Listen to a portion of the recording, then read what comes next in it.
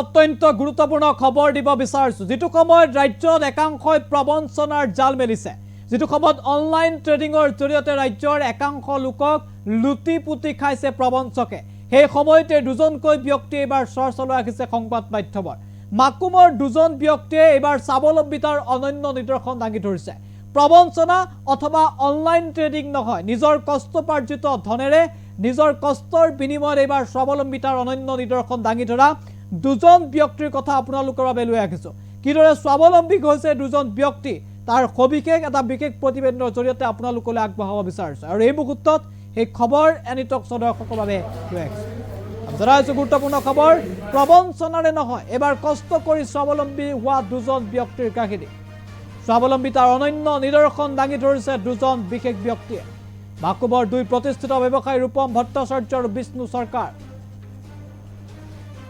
বন্ধন বেংকৰ পৰা ঋণ লৈ ব্যৱসায় আৰম্ভ কৰিছিল তেওঁলোকে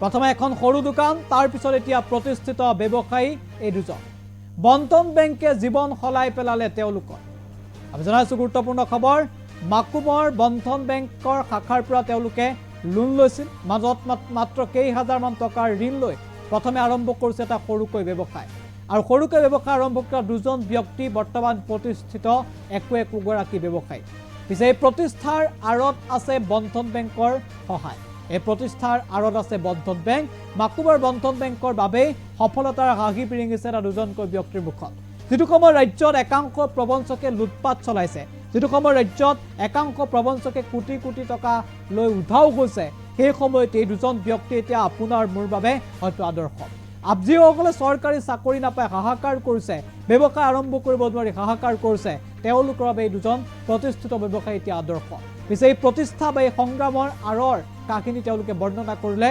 এনিটক্সৰ আগত পোনে পোনে আমাৰ সাংবাদিক উপস্থিত আছে এই সাংবাদিকৰ সৈতে তেওঁলোকে যি কথা বাৰ্তা কৰিছিল সেয়া আমি আপোনালোকলৈ আগবঢ়াইছোঁ আমাৰ লগত আছে আৰু এজন সফল ব্যৱসায়ী বিষ্ণু চৰকাৰ মাকুমৰে বিষ্ণু চৰকাৰ আৰু তেওঁ আচলতে অশেষ কষ্ট কৰি বিষ্ণু চৰকাৰে প্ৰথমতেই এখন সৰু টিঙৰ তলত ব্ৰইলাৰ দোকানেৰে নিজৰ জীৱিকা আৰম্ভ কৰিছিলে আৰু তাৰ পৰৱৰ্তী সময়ত বন্ধন বেংকৰ সহায়ত তেখেতে আজি এখন বৃহৎ গেলামাল দোকানৰ অধিকাৰী হ'বলৈ সক্ষম হৈছে আমি কথা পাতিম বিষ্ণু চৰকাৰৰ লগত আৰু সত্য কেমেৰা পাৰ্চনক দেখুৱাবলৈ প্ৰথমে অনুৰোধ কৰিছোঁ দোকানখন এখন হৈ গ'ল তেওঁৰ গেলামালৰ দোকান যি ব্ৰইলাৰ দোকানেৰে আচলতে তেওঁ নিজৰ যি স্বাৱলম্বিতা নিজৰ জীৱনৰ ব্যৱসায় যি প্ৰথম খোজ আৰম্ভ কৰিছিলে এখন সৰু ব্ৰইলাৰ দোকানৰ পৰা আৰু পৰৱৰ্তী সময়ত এনেদৰে এখন বিশাল বুলি ক'ব লাগিব এখন গেলামালৰ দোকান আমাৰ লগত বৰ্তমান উপস্থিত আছে বিষ্ণু চৰকাৰ আমি মনৰ কথা জানিবলৈ চেষ্টা কৰিম দাদা আপোনাৰ ওচৰলৈ আহিছোঁ এখন ব্ৰইলাৰ দোকানেৰে আপুনি নিজৰ জীৱনৰ ব্যৱসায় আৰম্ভ কৰিছিলে পৰৱৰ্তী সময়ত আপুনি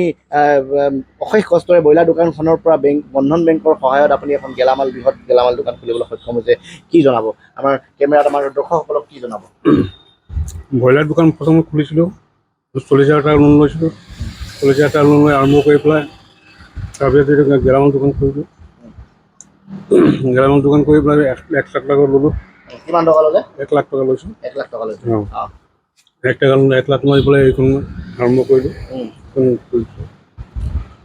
তাৰপিছতে প্ৰথমতে ব্ৰইলাৰ দোকান খুলিছিলে ব্ৰইলাৰ দোকান লোন লৈছিলে নে নোলোৱাকৈ লোন লৈছিলে কিমান টকা 40,000 লৈছিলোঁ 40,000 দি ব্ৰইলাৰ দোকান খুলিছিলে তাৰপিছতে ব্ৰইলাৰ দোকানৰ পৰা আপুনি গেলামাল দোকান কৰিলোঁ হয় আচ্ছা এই যি যাত্ৰা ব্ৰইলাৰ দোকানত খুলিছিলে ব্ৰইলাৰ দোকানৰ পৰা ব্ৰইলাৰ দোকান আপুনি সফল হৈছিলে তাৰপিছত আপুনি পুনৰ বেংকে আপোনাক সহায় কৰিছিলে বেংকে কি ধৰণৰ সহায় কৰিছিলে আপোনাৰ লোন দিছে 1 লাখ টকা 1 লাখ টকা দিয়াৰ পিছতে মই দোকানত মাল বস্তু আনি এনেকুৱা কেতিয়াবা দিন গৈছিলে যে আপুনি বেংকৰ ঋণ পৰিশোধ কৰিব পৰা নাছিলে বা তেনেকুৱা কিবা চিটুৱেশ্যন কেতিয়াবা হৈছিলে নেকি এনেকুৱাতো মই মোটামুটি লোৱা নাই আগতে প্ৰথমে লৈছোঁ আগতে লোৱা নাই হয় এতিয়া আপুনি কি ক'ব যে এই যিটো যাত্ৰা ব্ৰইলাৰ দোকানৰ পৰা আজি গেলামাল দোকানলৈকে আপোনাৰ যি তিতা মিঠা যি অভিজ্ঞতা আছে অকণমান আমাৰ দৰ্শক জনাব নেকি কি ক'ম জীৱনত এনেকুৱা কেতিয়াবা ঘটনা ঘটিছে নেকি যে আপোনাৰ হাতত পইচা নাই বা ৰেচন কিনিবলৈ পইচা নাই বা এনেকুৱা কিছুমান কিবা ঘটিছে নেকি এনেকুৱা নাই এনেকুৱা হৈছে নহ'ব বুলি নহয় কেতিয়াবা মোৰ পইচা পাতি নাইকিয়া হৈছিলে ৰেচন পাতি ঘৰত মানে বহুত পৰিয়াল কষ্ট কৰিলোঁ এনেকুৱা মানুহ হৈছে হয় ধন্যবাদ জনাইছোঁ আচলতে এয়া দেখিবলৈ পাইছে তেখেতে আচলতে চকু পানী ওলাই গৈছে তেখেতৰ গোটেই কথাখিনি বৰ্ণনা কৰোঁতে যিহেতু এখন সৰু ব্ৰইলাৰ দোকানৰ পৰা তেখেতে স্বাৱলম্বিতাৰ পথ বাছি লৈছিলে আৰু তাৰপাছতে তেখেতে এনেদৰে এখন গেলামালৰ দোকান খুলিবলৈ সক্ষম হৈছিলে। কৰিব লাগিব, কষ্টৰ বিনা মানুহে একো আচলতে লাভ কৰিব নোৱাৰে। যিহেতু আমি দেখিছোঁ যে বন্ধন বেংক বা এনেকুৱা ধৰণৰ বিভিন্ন বেংকে কিন্তু কাম কৰিলে মানুহক টকা পইচাৰো সহায় সহযোগিতা আগবঢ়ায়।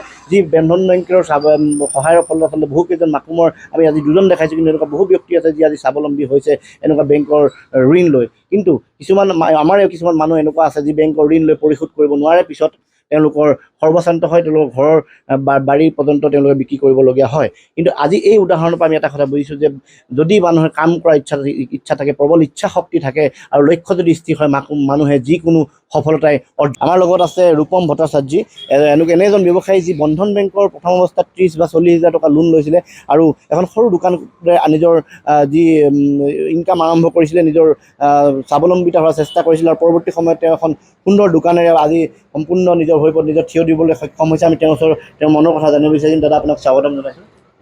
নমস্কাৰ। আপোনাৰ নামটো? ৰূপন ভট্টাচাৰ্যী। আপুনি বেংকৰ লোন লৈ, বন্ধন বেংকৰ লোন লৈ প্ৰথম অৱস্থাত ব্যৱসায় আৰম্ভ কৰিছিলে। কি ধৰণে আপুনি ব্যৱসায় যাত্ৰা আৰম্ভ কৰিছিলে, গোটেই সমগ্ৰ কাহিনীটো থুলমূলকৈ অলপ জনাব নেকি? প্ৰথমে মানে প্ৰথমে মোৰ ওচৰত তেনেকুৱাতো ধন নাছিলে, মোৰ ওচৰত টকা পইচাও নাছিলে। আৰু তাৰপিছত মই বন্ধনৰ লগত কথা চথা পাতিলোঁ। কথা পতাৰ পিছত প্ৰথমে এটা লোন ল'লোঁ, তোমাৰ 40,000 মান নিচিনা। সেইটো লৈ পিনে লাহেকৈ মই বিজনেছ ষ্টাৰ্ট কৰিলোঁ নিজৰ। কিহৰ বিজনেছ ষ্টাৰ্ট কৰিছিল? মই তোমাৰ গিফ্টছৰ আইটেম এইবোৰ আছিলে, তাৰপিছত জেৰক্স, প্ৰিণ্ট আউট, এইবোৰ ফটো ফ্ৰেম, এইবোৰৰ বিজনেছ আৰম্ভ কৰিলোঁ। কৰাৰ পিছত লাহেকৈ সেইটো পইচা দি পিনে ধৰা যিটো কৰিব লাগে লাহেকৈ কৰি আছোঁ। তাৰপিছতো মোটামুটি এতিয়া জগত আহিলোঁ আৰু। পুনৰ আপুনি লোন লৈছিলে নেকি? পুনৰ আকৌ লৈছিলোঁ। কিমান টকা লৈছিল? এতিয়া লৈছিলোঁ তোমাৰ 90,000। এতিয়া আপোনাৰ এইখনেই দোকান? এইখনেই দোকান। হয়। আপুনি আচলতে কি ক'ব বিচাৰিব? আপুনি আজি তাৰিখত আপুনি সফল বুলি ভাবেনে নিজকে? আজিৰ তাৰিখতো সকলোৱে আছে। হয়। মানে প্ৰথমতে গিফ্টৰ দোকান কৰিলোঁ, তাৰপিছত জেৰক্সৰ আৰম্ভ কৰিলোঁ। এতিয়া চাওঁ যদি ভগৱানে কিবা কৰে তেতিয়াহ'লে আৰু কিবা কৰিম, আৰু ডাঙৰকৈ কৰিব।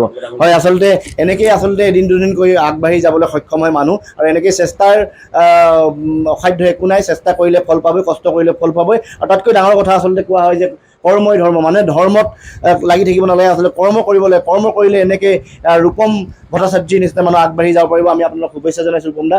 আপুনি ভৱিষ্যতলৈ আৰু অধিক আগুৱাই যাওক। আৰু এই সময়ত আচলতে বহুত আপোনালোকে দেখিছে যে ট্ৰেডিঙত মানুহ সৰ্বশ্ৰান্ত হৈছে। ট্ৰেডিঙত পইচা সহজতে ধন বিনিয়োগ কৰি অধিক টকা লোভত মানুহে ধন বিনিয়োগ কৰিছে আৰু সৰ্বশ্ৰান্ত হৈছে। আপোনালোকে আপুনি যিহেতু এজন সফল ব্যৱসায়ী মই ক'ব লাগিব আজিৰ তাৰিখত, আপুনি কি ক'ব বিচাৰিব সেইসকল যুৱ প্ৰজন্মক যিসকলে আজি এনেকুৱা ধৰণৰ সৰ্বশ্ৰান্ত হৈছে বা বিভিন্ন কোম্পানীত টকা দি সৰ্বশ্ৰান্ত হৈছে? কি ক'ব তেওঁলোকতো মই এটাই কথা ক'ম যে যিটো ধন সিহঁতে এইবোৰ ট্ৰেডিঙত মানে কৰি আছে, একোতো তাৰ সফল হোৱা নাই। সিহঁতে সেইটো পইচা দি পিনে নিজৰ কিবা এটা কৰক, বিজনেছেই কৰক, সৰুকৈ কৰক। প্ৰথমে যিটো পাৰে যিটো সিহঁতে সক্ষম হয় ইমানটোত কৰক। কৰি যেতিয়া চাব যে পইচা হৈছে অকণমান, তেতিয়া লাহেকৈ ডাঙৰ কৰক বিজনেছটো। সেইবোৰ কৰিলে সিহঁতৰ কাৰণেও ভাল। পাছত শিকিব বহুত বস্তু থাকিব, কেনেকৈ কি কৰিব লাগে, কেনেকৈ কি নাই, ক'ত গ'লে ভাল হ'ব, সেইবোৰ বহুত বস্তু শিকিব পাৰিব ন। সেইটো কৰাটো মই বেছি ভাল বুলি ভাবোঁ সিহঁতৰ কাৰণে চবৰে। হয়, ধন্যবাদ। এয়া আছিল ৰূপম ভট্টাচাৰ্য, তেওঁৰ মনৰ কথা আমি জানিব পাৰিলোঁ।